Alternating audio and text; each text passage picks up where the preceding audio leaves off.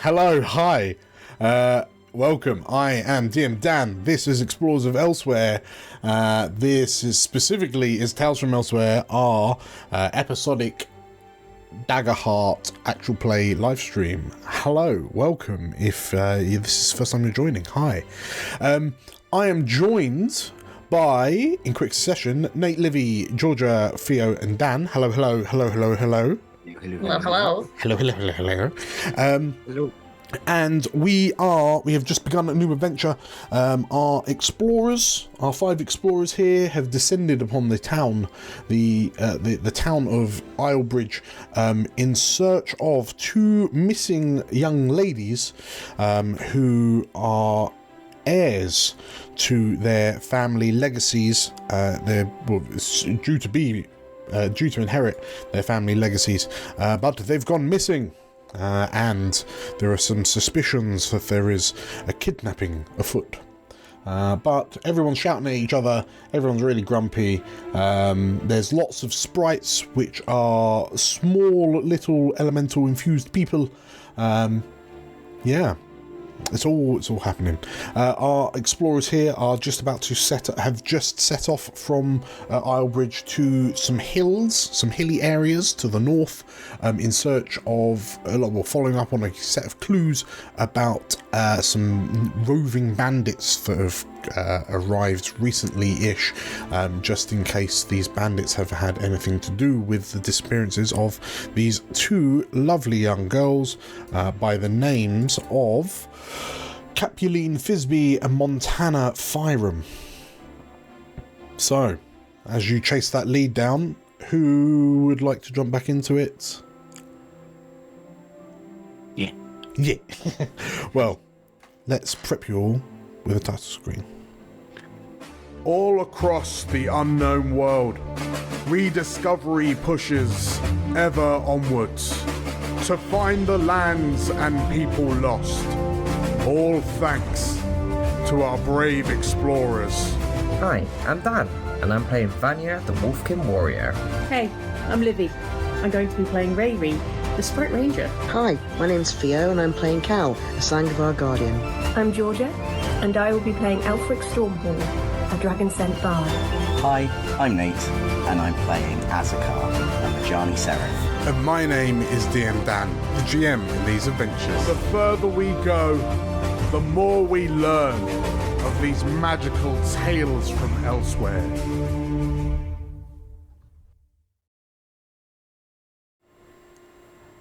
And so, we rejoin the 5 of you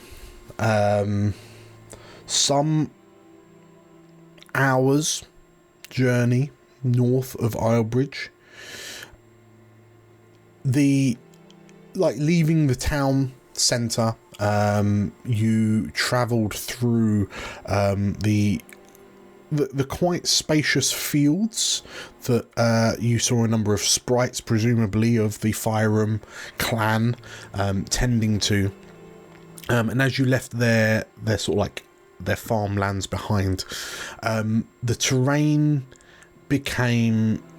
has become surprisingly more sort of like rugged and rocky.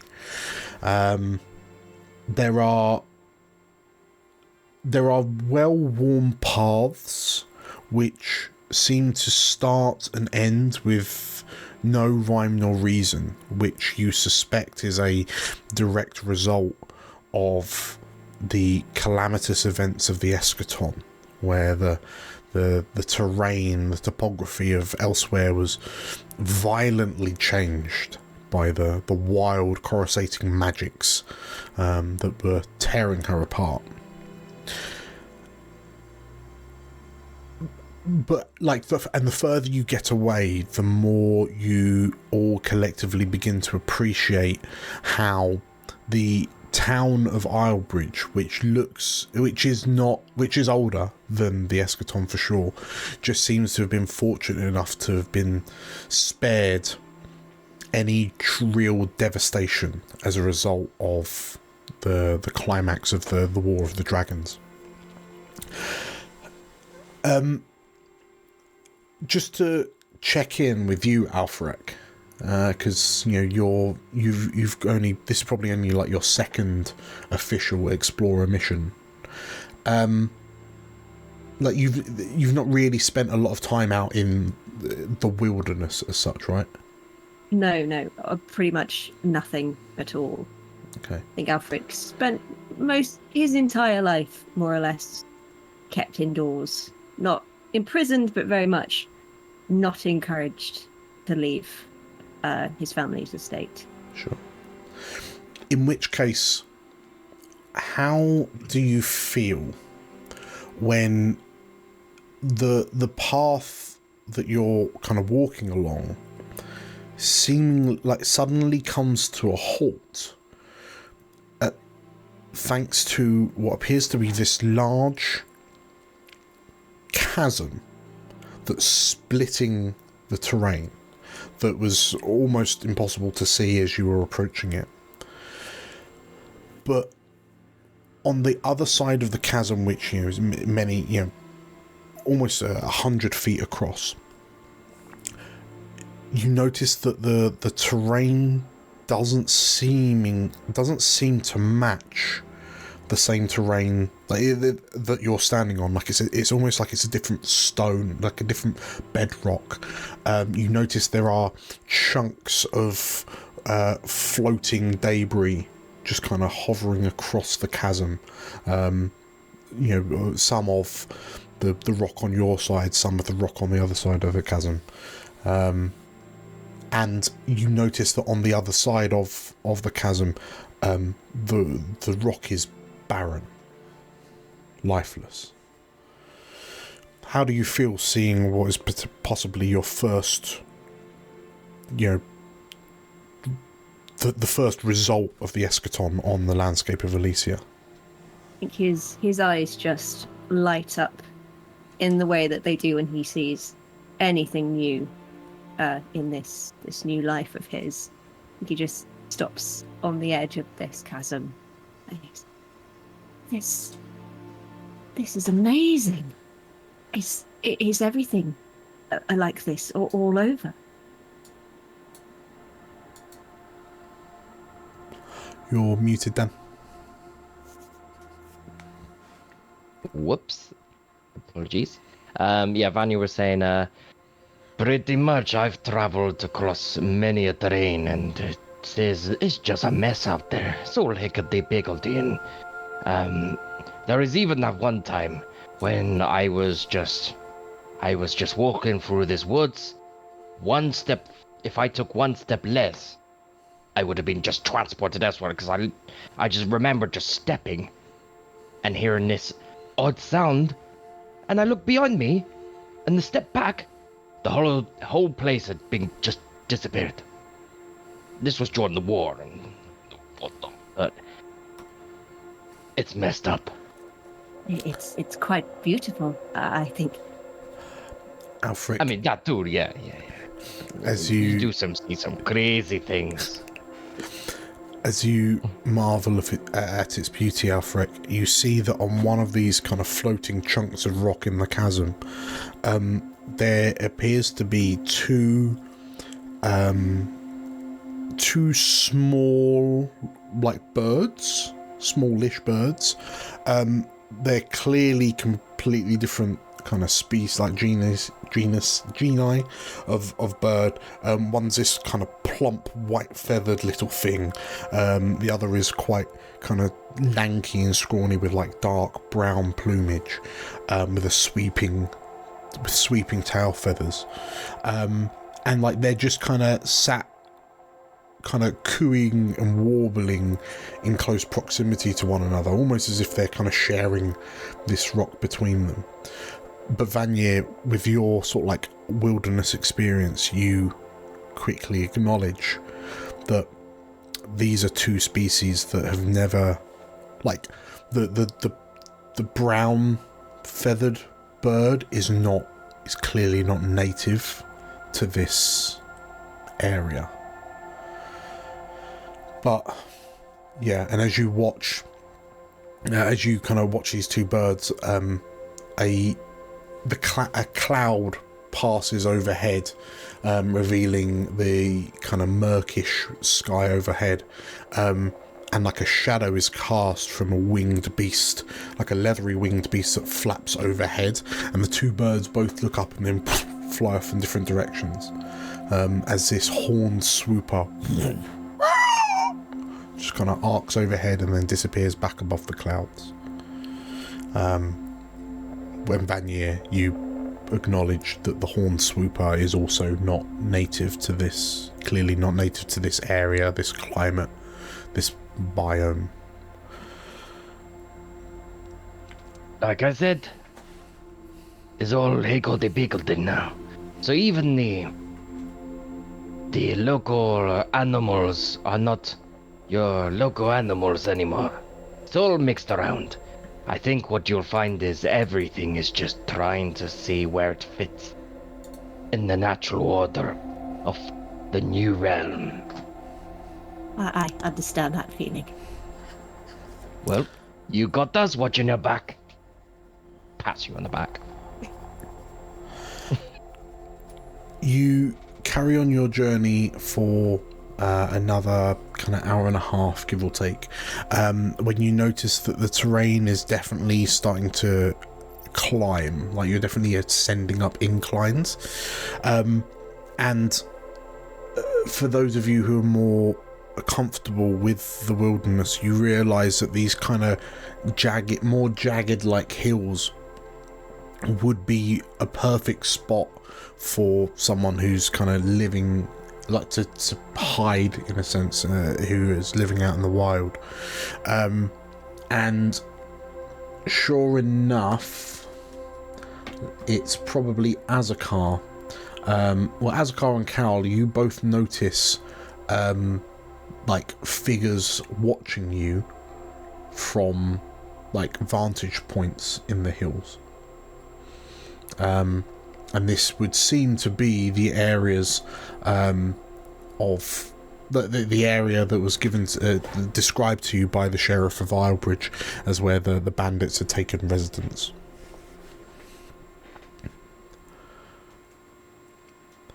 How do you want to handle this? We're definitely not alone now. I say we keep going, be prepared.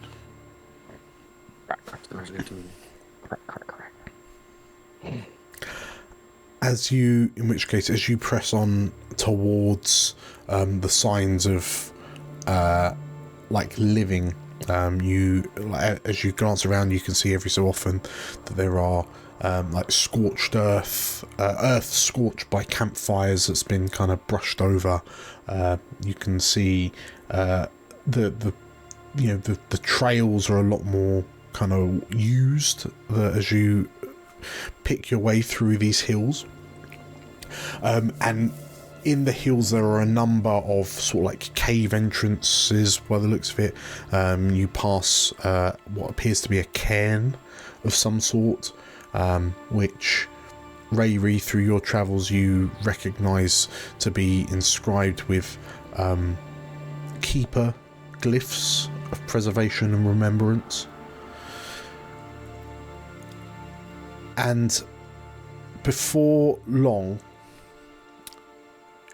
you hear a voice kind of ring across the hills. Halt! Who goes there?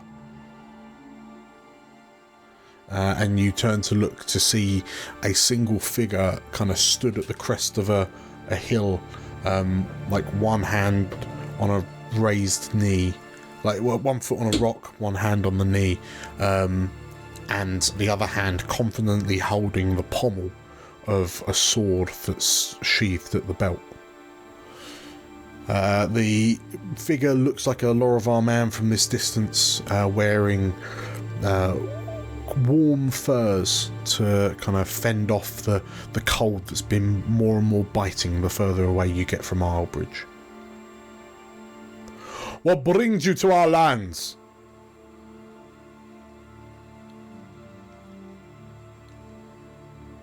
I was like, Alfred is not talking. Alfric is not. Oh, you're muted, Georgia. Oh? Oh, no, you're not. He was definitely about to start talking. Yeah, literally. I think Cal Oh, looked right round at Alfric, and like, there's a face of thunder, as if to be like, do not dare open your mouth right now. The figure shouts, "You! The dragon said you look talkative. Why have you come here?" Definitely nothing to do with the kidnapping.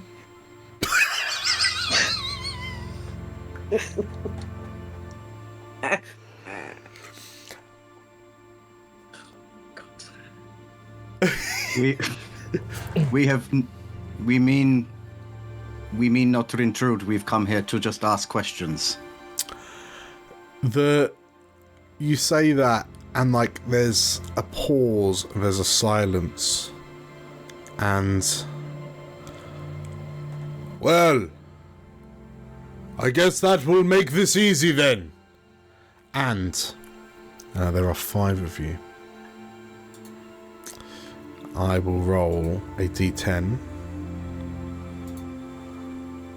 A d10. No, this is d12. A d10. Roll. 5, 1, 2, 3, 4. Okay. Vanier, you hear like the sound of whistling as you look up to see an arrow arcing down towards you. That is a 14 to hit, Vanya. Yes, it hits my evasion. Okay. In which case, as this arrow soars towards you, Vanya, you're not able to kind of duck out the way quick enough, and we're going to immediately begin fight music. Damage? There we go. You hear the sounds. You hear a horn blare out as the arrow strikes you. It deals.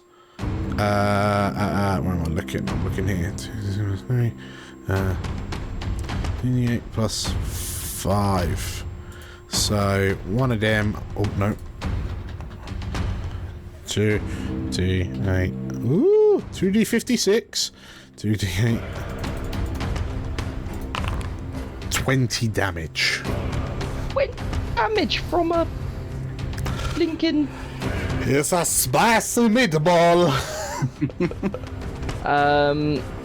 I'm going to I think I'm just gonna use this. Why not is probably a good time as any. Do I want to do that? Yeah, no, I do. I'm going to use my ability Scramble, which when in... Oh no, never mind. Ignore me. It's to do with melee range, not ranged attacks. So yeah, that just hits my severe threshold with 20. So I'm going to spend an armor slot to bring it down to a major. Okay, that's 2 damage. 2 hit points. Yep. Big oof. Okay. So, yeah, Vanya, you are rocked as this arrow embeds in you.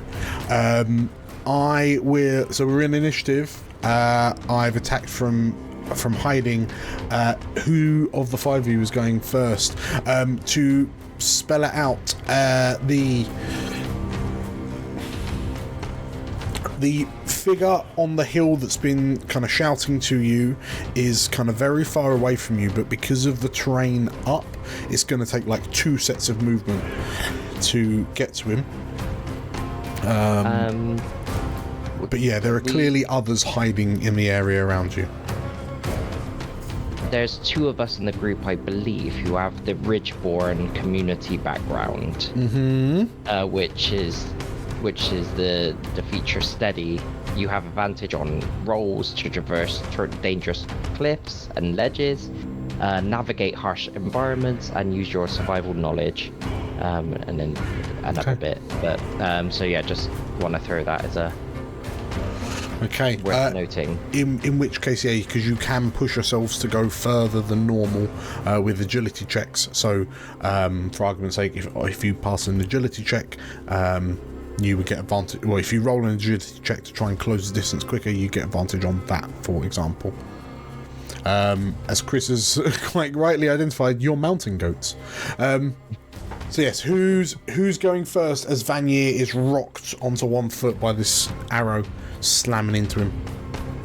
I think Riri, at the sight of an arrow, hops onto the back of Vinny in one fluid motion, gets out a crossbow straight onto the back of Vinny, and we are off. How far is the guy that we've been talking to? Very far, right? Very far, yeah. But he's also uphill. So yeah, if you want to, you could close the distance in a single turn with like a sprint, if you will, which will require an agility check. Otherwise, you'll get about halfway. But how far is my... Okay, so it's very far, so short bow's far. Yeah, I mean, I would like to do an agility check to see if I can get within far range. Yeah. Or at least range that I can shoot him. Yeah, no, absolutely. Well, so if you... What's the range of your bow, your crossbow? Far. Okay, so, I mean, you could move just normally, and then you'd be in range. So yeah, Let's go to far range then, please. Okay. I will move to far range. Mm-hmm. And yeah, I'm gonna rolly to hitty. So shooting at the like the bandit on the hill. The one I can see. Yep, no worries. So that is a 13 on dice. Plus 16. So 16 with fear. That is a hit. Now.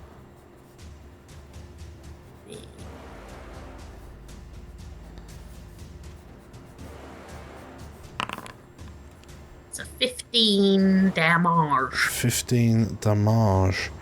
Okay.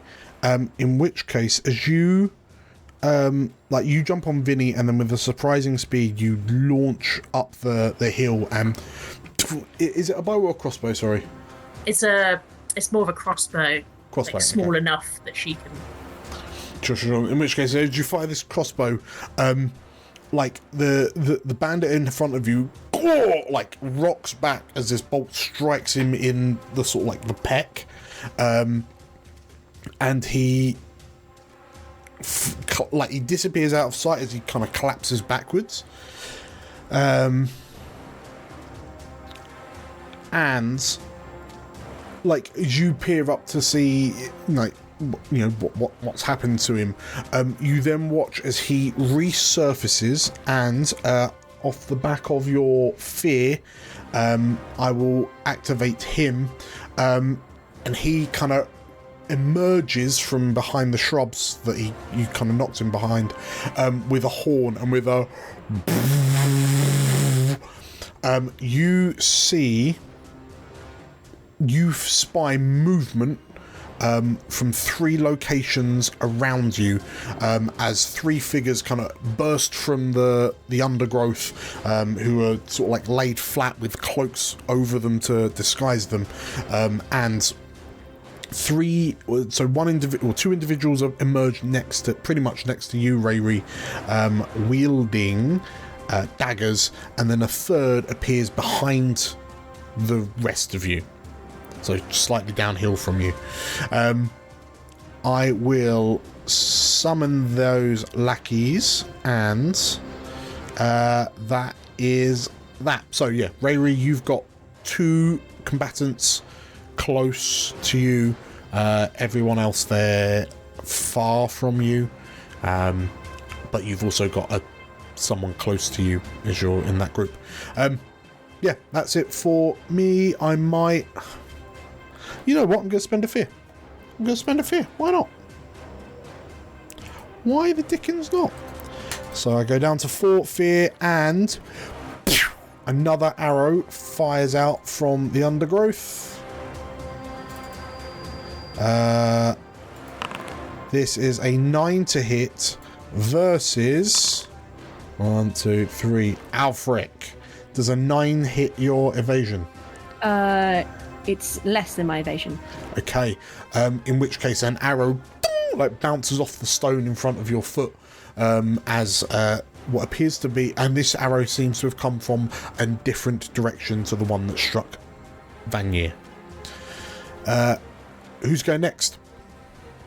Do you say is there anyone around us in close range? Or is it So yeah, an individual of ill repute has effectively emerged from the terrain behind you, so it is within sort of like 15-ish feet of you, so close range, and then mobbing Rayri a bit up the hill is, and there are another 2. Can I hit the one in close range? Yep. With arcane barrage. Barrage. Okay. What does that sound like? Shoot magical projectiles that automatically strike an enemy within close range. Roll an amount of d6 equal to the hope you spend. Oh. Well. How many d6 are you spending? I think I've not got many hope. You've got 2. I've got 1 hope. I've got 2 hope. 2 hope. I will spend a hope to get 1 hope. Okay. And I will deal a d6. Okay. How much damage is your d6? Should I roll? Roll in Foundry. Yeah. Foundry. So if you click on under the chat box on the bottom right, I see. yeah, you can click on the square for the d6. Yeah, there he is. Ooh, spicy 6. In which case, yeah, you as you panic as this arrow ricochets off the stone in front, the rock in front of your foot, and then like as you spin round, like as you're kind of moving away from it, you see this like third figure, jump up from the ground, like jump out from behind the rock and like run at you with waving a dagger, and as you like, what did your arcane barrage look like? I imagine he's still got his violin strapped to his back, but I imagine he manages to grab his the bow, and just like swipe it at this advancing figure, and it looks like sort of 6 musical notes that like jab. Okay. In which case, for anyone that's looking, you watch as these 6 musical notes like embed into 6 parts of this like charging Lorivar's torso, and he's flung from his feet and like collapses to his back, and then just like unceremoniously rolls down the hill, just like smacking into every rock and like bush branch on the way down. And when he finally comes to a halt, he's not moving. You've defeated the surprise bandit. You didn't need to roll, so you know what, we'll say another one of you can go again. I'd like to run at the bandit at the top. Okay. Yep. So I will require an agility check if you want to get to him in one go. Alternatively, if you don't want to do an agility, you can catch up with Rayri and deal with the 2 bandits that are flanking her. That's true. Let's tell you what. Let's deal with what's attacking Rayri, because I think that's very like him. Anyway. Okay.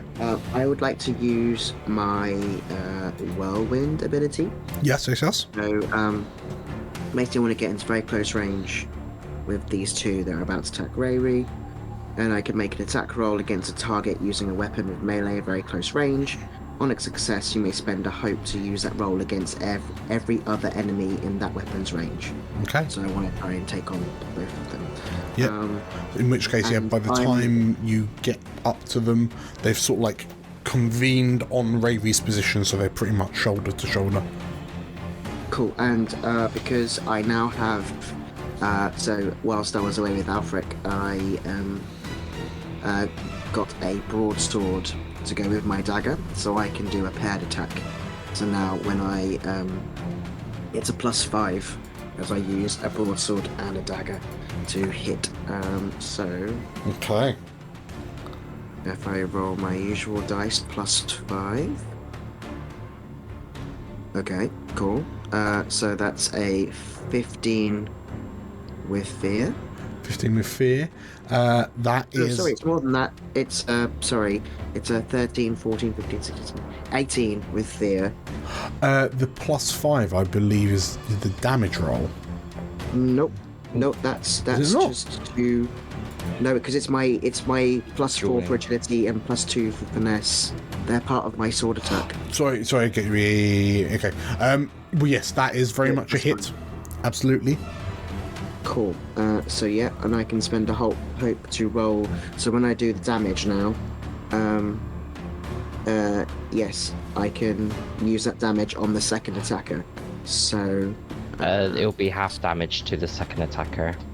not That's according correct. to my whirlwind. Oh, If Hang you on. read the last sentence, because I got the round same it up. ability. take half damage rounded up. Okay, cool. Yep. That's fine. It's still damage at the end of the day. Yeah. Very cool. So it's 2d6. Oh, sorry, ignore me. That's not right. It's 2d8. There's 8. So 2d8 plus 3 for the broadsword attack. That's 15, and then the dagger is 2d8 plus 2. So that's 25 damage, and then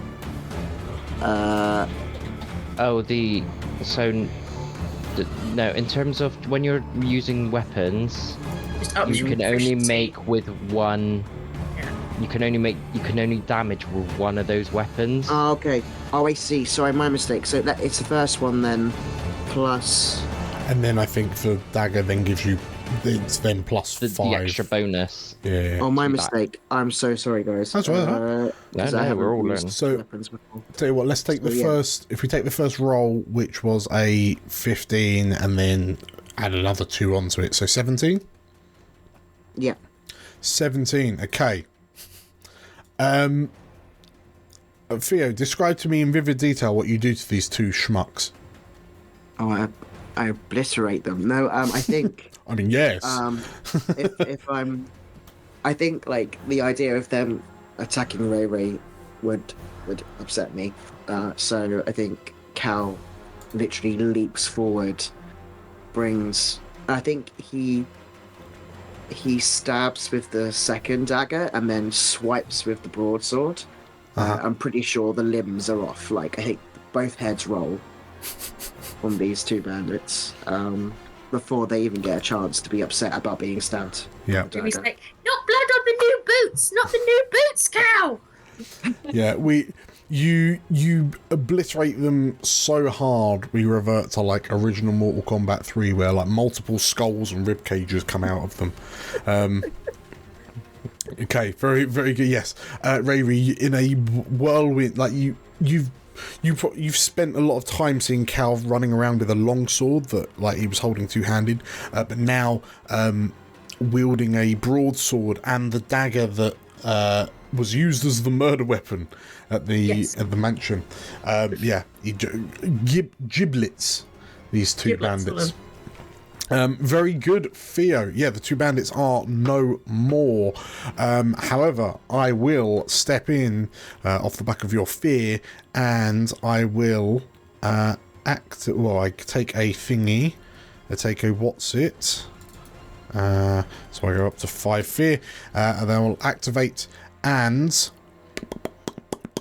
I'm going to. So at the sight of this blender of a Asavar that's just torn through some bandits, there is some movement you notice to your collective lefts as a figure kind of emerges out from behind a rock with a bow, who then sort of like takes a few steps and then fires another shot at you directly, Cal. We're gonna roll a d20 -1, a 15 to hit. Now 15 hits. 15 hits. In which case, whilst this the shots, you assume that this person with a bow is probably the one that shot Vanier, but whilst they're on the move without the benefit of cover, it's not as devastating a shot. It's 12 damage, Cal. 12 damage. Yep, I'm going to use one of my armor slots. So my armor would then go down, I assume, based on our new rules. But yeah, it only means I take 1 HP. Cool, perfect. The arrow then kind of glances off you as your armor absorbs some of the blow. I pass back to everyone else. Who wants to go next? Vanier or Azakar? Azakar is... How far did you say the guy at the top is? Is very far away from you. You can get there in one sprint if you pass an agility check. Let's do that then. Let's give it a go. Now that the archer has broken cover, they are also very far, but in a different direction. Okay. I'm going to make an agility check and go after Loki at the top. That's a 6. That's a 6 with hope. Oh, it's a 7. A 7 with hope. 7 with hope. So, on the plus side, you get hope. Yeah. On the downside, you don't, like, the rock, your footing keeps on slipping out from underneath you as you try to scale up the side of this cliff, and, like, arrows are kind of being shot in your direction. You have to kind of duck for cover to avoid them. You manage to catch up with Cal and Rayri. So, both the archer and the figure that Rayri shot are far from you. Am I still allowed to make an attack? Yes, although there's... Oh yeah, if you've got... Yeah, they're within 5 if you've got far ranged attacks. I'll use my bolt beacon then to do a nice little lightning bolt at him. The one who was shouting at you, or the archer? The guy who was shouting at us. Okay, yeah. Oh, come on. I'm very tired. I've had enough of this. It's been a long day. Mountain. Not good at mountain. I come from desert. You do not have hills. To a mountain. What's the grand total? That would be a 10. 10. Well, you know what, Nate? It's the thought that counts. You know? Oh, can I add my prayer dice to that to make it 12? Do you think it's worth it? No. I mean, it could be worth it. You never know. I'm not going to risk it. Okay. Very good. So I go up to 6 of 12. Fear. Very, very good. So I will then activate the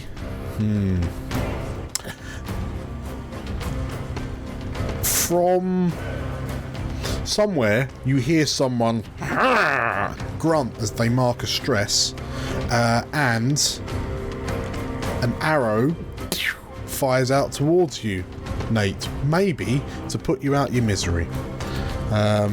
We can only hope. So if you attack from hidden,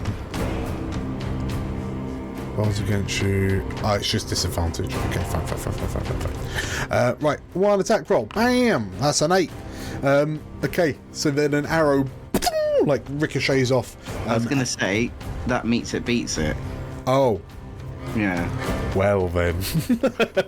Well then. In actual fact, then you will take 2d8 plus 5. 2d8 plus 5 damage. You will take 14 damage as this arrow like hits you in the right side. So there seems to be a hidden archer to your right. I will mark off an armor slot to make that minor damage. Very good. I will pass back. It's time for some Vanya. After recoiling from the shot and everyone going in their different directions, I'm going to go for one of the fire targets. Is the guy who was talking to us, does he look like probably the same capabilities as the other grunts, or does he look a bit more well-equipped? Well, I guess it's a bit difficult to say because currently he's got like a foot of metal sticking out of his chest from Rayri's bolt. I will also remind that where you're currently stood, you assume it to be the leader, and the archer are currently very far from you. But yeah, if you move to catch up, then they'll be far. I thought they were fire. I was still going to make an agility roll to get there, but... So you can make an agility roll to get there in one go, if you so wish. Because you can move to far, normal. Yeah, and I've got advantage on the roll because I got the terrain experience. Yeah, so effectively this will be... Yeah, you can vault up the side of the mountain if you pass the agility. Yeah, I'll make an agility roll. Have I got anything? Where's my... just double checking what stuff I've got. I won't spend it on that now. Yeah, so I'm going to make an agility roll +2. I got advantage with the d6. So I'm going to make my roll. Plus a d6. So there's 10, 8, so 18, 19, 20, 21, 22. Okay. In which case you rip up the side of the mountain past Azakar, Rayri and Vinny and Cal, leaving Alfric like in the dust behind you. Alfric, you just watch as Vanya's sort of like bouncing off rocks to... In fact, it looks like a rock climb, but the walls, it's a slope. But yeah, Vanya, you managed to, in a surprising burst of speed, just emerge in front of the bandit that first kind of shouted to you. He looks surprised as he kind of recoils back from you, and he's trying to pull this bolt out of his chest. But I will... you're face to face. Yeah, and I'm gonna sock him. Okay. As I go into like a feral punch. I'm assuming the other chap is not within very close. No, so the other archer that is visible is far from you. Okay. Let me just get my abilities out. Do I want to spend... if this guy looks like a leader of sorts, and I get this ability once per short rest. Once per short rest, you can apply all your focus towards a single target. Choose that target. So this is going to be my target. I get a +1 bonus to my proficiency. Okay. I don't know how easy or hard this guy is, but he looks like the leader. Falcon punch! So I'm going to make my attack roll. I'm going to spend a hope to use one of my experiences, Thrill of the Hunt, as I get pumped from the excitement of the battle, as I almost like a wolf, just clambering up the hill on all fours up to this guy and leap in the air as I rocket down with a punch. So that's +3. Okay, so I get a plus. So this is going to be made with +6 to hit. Oh, crit! Okay, so that's max damage, and then you roll again, right? Yep, because I've also made this, I got that +1 bonus to my proficiency, so that's 30 points of damage plus an extra 3d10 +3. This guy's going in the sun. So yeah, Chris in the chat is just, is this guy going to disappear into nothing after this punch? Now he is. That's and because I gain a hope. Yeah. From so you're that back hit. up to 5. Yeah. But no, I'm not gonna do that. You gonna Slayer dice? I'm gonna put that on my Slayer dice, which I can then spend on this damage. Kills, yeah. Which then gives me. D6. But because it's a crit, that's technically 36 points plus 3d10 plus d6. Just Because red of the crit. mist at this point. Yeah. We're actually all dead. It's just a nuclear bomb. It's gone off. There was Chris in the chat earlier mentioned, does Vanya punch the mountain? Yes. Yes. Right, so that's 3d10 plus 1d6 plus 3. So that's 36 plus 28. What's So that? 56. Wait. 63? So 36 No, it's plus 30, 28. 36 plus 28. 64. 68. 64. 66 damage. 66. 66 points So of magical 66. damage. No, it is 64. Because if it was plus 30, if it was 36 Yeah, plus so- 30, that'd be 66 minus 2, 64. Yeah. That's right. So 64. 64 points of magical damage as this as I leap from the sky to stop him with the full force of this like blizzardy wind coming out of my gauntlet as I just tear him asunder. Daniel. Man's got a severe rating of 14. Oh, so double that. Yeah. 64. You are nearly 5 times over. So Obliterate this man. So dead?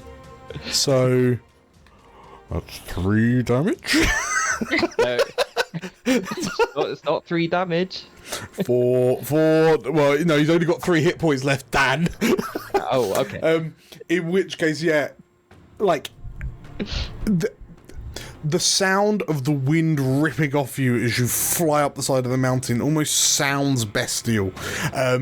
And the last thing that this poor schmuck sees is like you, anime pose, like fist up in the air, just perspective warping away from him as your arm gets further and further back. Like just punching the bolt further into his chest probably would have been enough, but in the milliseconds after, like the rib cage just shatters into sand as the blow cracks his rib cage, and he if this was Skyrim, he would have flown backwards, hit the floor, and then boom, gone into orbit. Yeah, he is absolutely pulped. Like his chest looks like a bloody fruit bowl. By the time he stops, like flapping away from the blow. Congratulations. And I just turn around and look at the next person who's closest, and with that feral look. Yes. You might want to drop your weapons. So, but you did roll like a 20-something with fear, right? When you were climbing up? Yeah, that was Okay. with... No, wait, no. Sorry, it was with fear climbing up. Yeah. But then obviously this... Crit. I got the crit from the attack. In which case, as you sort of like land over the frankly shattered form of this lieutenant, you, like bandit leader, you look up and see that just sort of like over the crest of the hill, like a little bit further down, there's just like a bandit holding a very gruesome and intimidating looking club, and like there's a moment where your eyes meet, and he looks to you. He looks to the stain that was his boss, and then he looks back to you, and then he just sort of like drops the club on the ground, and then just runs. Yes, I'm out. He just I'll see you later. He makes a break for it. Like you see the archer that's broken cover is just gonna look at where you're going. He shouts as this thug just bolts it as the senses of preservation kick in. Very good. Who wants to go next? There appears to be 2 more combatants. One of them is in the open, the archer. A second archer is kind of hiding. Where's the archer that you can see? So the 2 of them are at far range. Well, the one you can see is far range, up and away from you. So to approach them would kind of take you away from the other one that's been pinging shots, but yeah, it's currently far. Okay. Rayri, who is in close range of Cal, looks at Cal. She gets up and she stands on the top of Vinny. She says, just try something. And You could have bounced off me. Yeah, she just like jumps with her 2 feet, with her little tippy tap boots, and just pings off of Cal into the air whilst she's shooting down at this guy with her crossbow, and just does like an aerial, like, boom, and just. Very good, very good. So I'm going to mark a stress to do a boost shot. Okay. Which is just the best new ability that I have. And let's make this 9,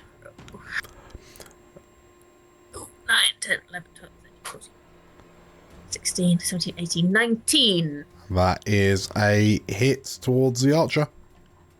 Fabulous. With fear, so I will take. Oh, I have advantage on the attack, actually, so let me just do that one again. Sorry, didn't realise that also gave me advantage. 12. 13. Well, advantage is plus d6. Oh, sorry, plus d6. I forget how it works. So, yeah, kill that one. Go. So, yeah, still very a hit. Yeah, still very much a hit. Fab. I roll for damage. So it's gonna be 2 d6 and a d10. 3. 17 damage. Okay. In which case, as you springboard off Cal, much presumably to Cal's disgust, as you kind of soar through the air, I'm imagining motes of Link, Legend of Zelda, Breath of the Wild, Tears of the Kingdom, where you're like go slow-mo when you're aiming in midair. Where do you strike this, fatally strike this archer? Right between the eyes. Okay, so as you fire the crossbow and you kind of watch its trajectory, it strikes this kind of lanky Laravar, but square between the eyes, and he just sort of like bends backwards unnaturally as the bolt kind of casts him into the rocky terrain. And there's a big plume of dust as he hits the deck.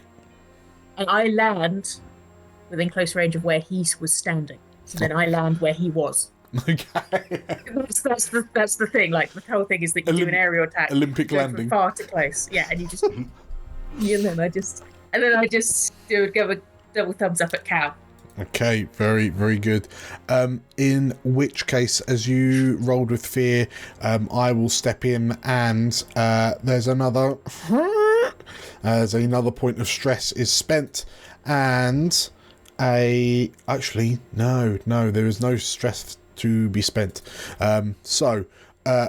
Having seen his accomplice shot down, the second sniper breaks cover and is going to shoot at, we'll roll random, 1, 2, 3. So unfortunately this is also being shot at Alfric again.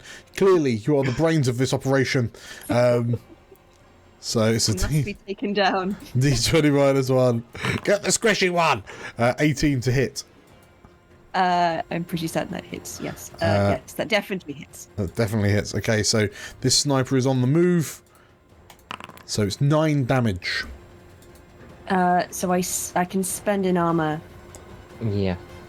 to bring it. Are you within major or minor with that it's number? within major, I think. So there's a 6 and an 18. So it's within your major threshold between those two numbers. And using your armor slot will bring it down to the minor, so you only take 1 hit point of damage. Yes, I will do that. Grand, okay. So an arrow kind of wings you and kind of your armor absorbs some of the blow, but it still smarts like hell as the shot lands. But yeah, this sniper looks like he's trying to make a break for it, and it's just sort of like shooting and then scampering away. So yeah, who wants to go next? Whereabouts is this archer? So in comparison to you lot, he's now at like far range, but in the opposite direction to where Ravi's just gone. Okay. I was wondering if I could sprint to get into close range with him. Yeah. If you want to roll an agility to see if you can parkour over the rocks to catch up. I will do that. I have agility of +3, which is just... Oh, that's a pretty good roll. So it's 25 with fear. Okay. So you do make a scarper, but as you like vault over one of the rocks, worrying, like you have kind of left it behind before it has a chance to happen. But Alfric, well, it'll be Azakar and it'll be Azakar actually. So Azakar, you watch as a rock that Cal's just kind of vaulted over dislodges and begins rolling down the hill towards you. As this boulder loosens and starts rolling down. So we'll introduce that into the fray. But Cal, you have managed to catch up with the archer. Cool. I'd like to hit him. Okay. We have. So I'll try and do this properly this time. Apologies for the last time. That's all right. That's all right. It's so basically I'm going to pair the weapons, so the broadsword and the small dagger. Yep. So I think I'm trying to work it out. Sharpening them. So I think I can roll. So my primary weapon is a +4 for agility. Yeah. And then my secondary weapon is a +2. But obviously, would I only roll the primary and then add? If I hit, then add. Yeah. So effectively. +3. Okay. Yeah, you make like an attack with your broadsword, and then you do a knee with the dagger as well. Sure. Just wanted to double check I understood. That's fine. So I'm gonna. Cool. So let's do broadsword attack. That's shit. Okay. Have I got anything to... 9 plus, so you're up to 13 if you've got a +4. Yeah, I do have a +4. I just wanted to double check there wasn't anything. Okay, we'll stick with the 13 and see if it hits. A 13 hits. Oh, great. That's great, because I also want to use Versatile Fighter.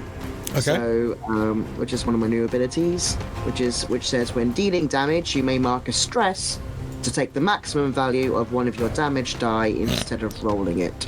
Okay. So my damage die would be 2d8 plus 5 now because of the weapon. The dagger, yeah. So that's automatically 16 plus 5. Yeah. So 21. So 16. So 21 damage. Okay. Describe to me in YouTube appropriate manner what you do to this poor chap. So this guy is the one who keeps firing arrows at Alfric and everyone else. Okay. I think like there's something about Cal recently, and I think as part of his vengeance subclass, and I think without his kind of understanding it, the spell render, like finding the spell render and everything to do with it, has kind of fed into. He's just a lot more angry when he's fighting at the moment. He never used to be, and now he's just like he gets very aggressive with it. So I think he literally tears this man in two, like from like it's like between his legs up into his chest, and then runs the dagger through and pushes him back. And then I feel like I think Cal's terrified of himself. And then like the body goes down, and there's like I think Cal is not having a great time. Okay. In which case, for those of you, so some of you might not be able to see what's just happened, but all you hear is the sound of two wet slaps as the bisected bandit hits the side of the mountain. And Cal, you watch as just like with surprising speed off in the distance, this one last bandit that was up near where Vanya was is just like cresting over the hill and is just gone into like flees into obscurity, and the sounds of your beating heartbeats in your ears dies down, leaving only the sounds of your like heavy panting as you catch your breaths from having to like run uphill. But yeah, you seem to have cleared out these bandits. What about this boulder that I set off, just to double check? Cause... Oh yeah, that's a good point. Azakar, there's a big boulder rolling towards you, and what? And Alfric, you have this horrible realization that if Azakar jumps out the way, you're next in line. So between the two of you, what are you doing? Can I cast levitate on the boulder? Yes. Let me see if it's one of his new spells. Make a spellcast roll to temporarily lift and move a target in the air within close range of where it currently is. Okay. You'd have to run up towards it. Hang on, I feel like... Wait, this music's far too calm. We need the battle music back.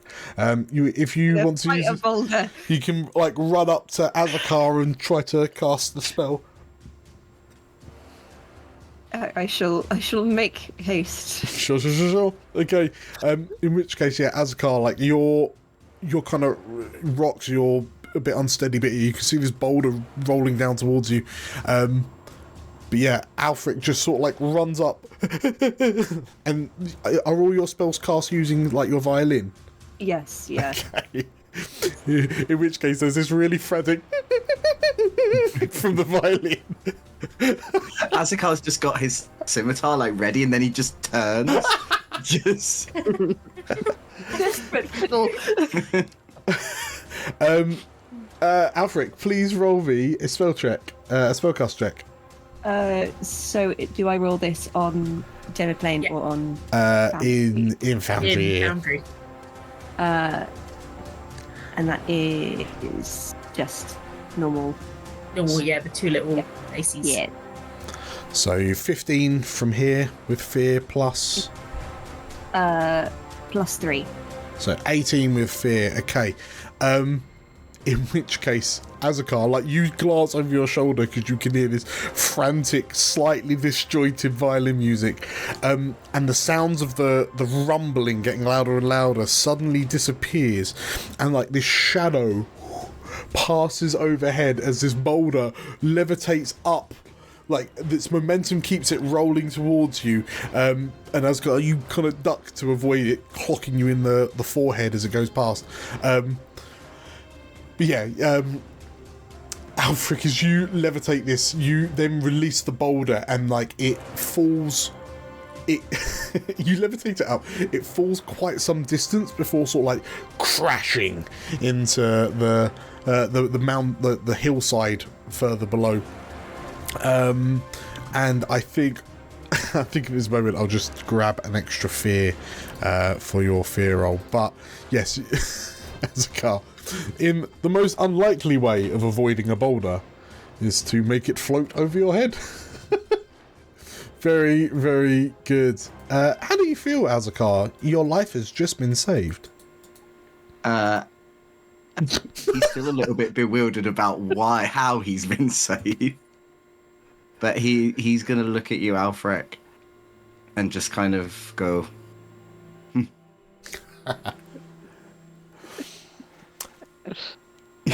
In which case, yeah. Everyone else who's watched this very bizarre turn of events. But Vanier, from where you're stood further up the hillside, you notice that, like, so effectively the rock that the bandit leader was stood on was just kind of like a jutting rock, and then in the face of the hill is what appears to be quite a large kind of, not cave entrance, but it is an opening into the tunnel. It seems to have been kind of hollowed out to form a den of sorts, and as you peer into this den area, you can see that there's a campfire that seems to have been very recently extinguished. You can see the smoke rising off it. Sat on the opposite side of the campfire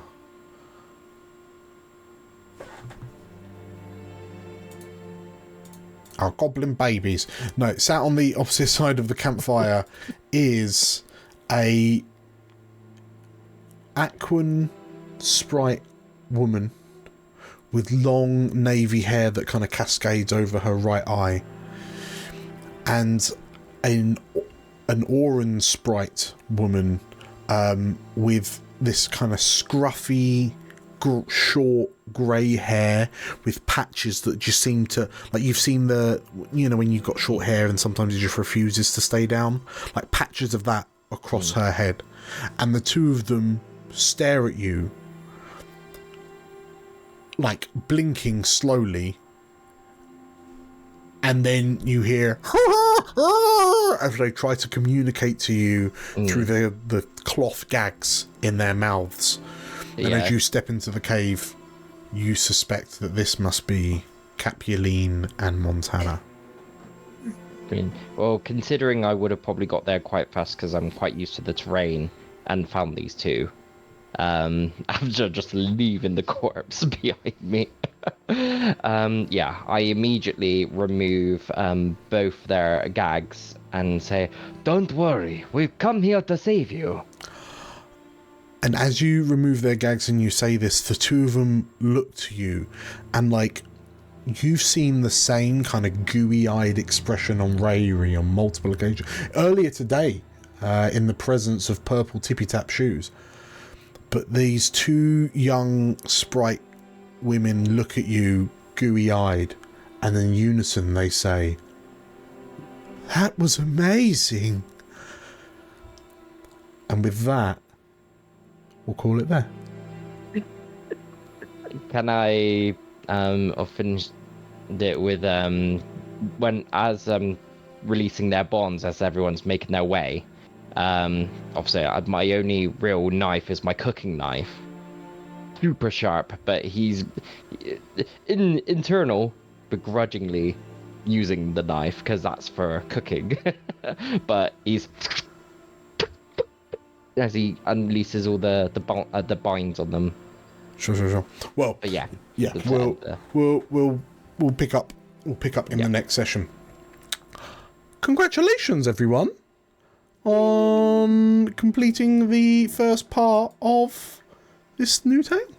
It was a kidnapping. It was a kidnapping. It would seem. Yes.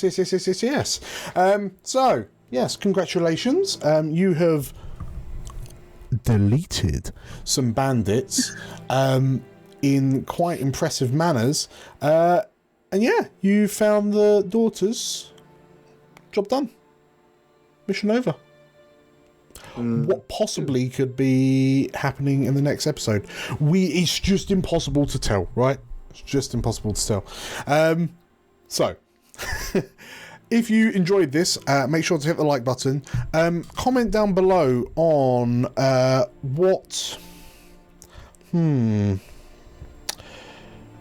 Comment down. What should our loving audience comment on? What kind of tippy tap shoes they would buy from? Yes. What would your favouriteest tippy tap shoes from Tippy Tap Shoes look like? Be as evocative with your descriptions as you possibly can. And to see if Tippy Taps decides to stock these particular shoes, and to see the conclusion to this story, make sure to hit the subscribe button and the bell icon for notifications when we release new videos. We're releasing stuff, loads and loads of stuff all the time. Really often, so we wouldn't want you to miss out. As we roll out, one quick chance for another shout out for a certain podcast that's emerging on the internet.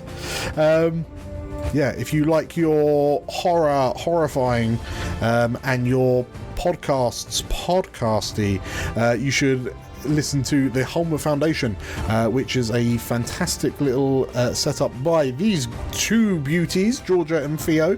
Congratulations on successfully kickstarting that recently. You can pick that up on streams. You can probably find, you definitely can find the link in the description and the chat if you scroll up. You should give that a listen. It's like a modern day sequel to the Dracula stories, with lots of extra spoop and some amazing voice acting. Horrors. Very, very good. Well, yes. Thank you once again for watching. Thank you lot for playing. See you next time. Bye. Bye.